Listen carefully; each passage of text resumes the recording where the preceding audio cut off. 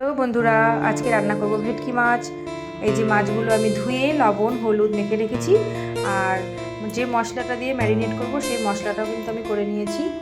এই যে এটা হচ্ছে সর্ষে পেস্ট দিয়ে দিলাম, আর এই যে এটা হচ্ছে পোস্ত আর মগজের পেস্ট, এটাও আমি মাছের ভেতরে দিয়ে দিলাম। এবার দেব লঙ্কার পেস্ট, এগুলো দিয়ে মাছটা খানিকক্ষণ ম্যারিনেট করা থাকবে। লঙ্কার পেস্টটা আমি দিয়ে দিচ্ছি। এবার আমি দিচ্ছি লঙ্কা আর রসুনের পেস্ট, এটা দিয়ে ম্যারিনেট করে রাখবো 1 থেকে 1.5 ঘন্টা। তারপর এটা রান্না হবে।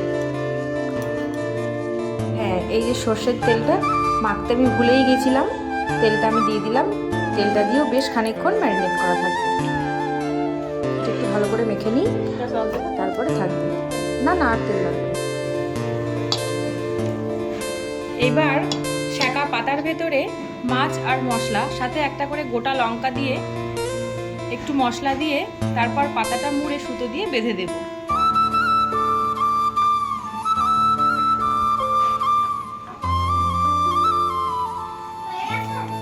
একে একে আমি মাছগুলো এইভাবে পাতার ভেতরে মুড়িয়ে বেঁধে নিয়েছি।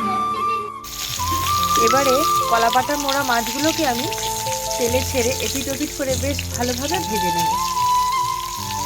শেষমেশ কিন্তু ভেটকি পাতুরি আমার রেডি। এবার কিন্তু গরম ভাতের সাথে বেশ জমে যাবে।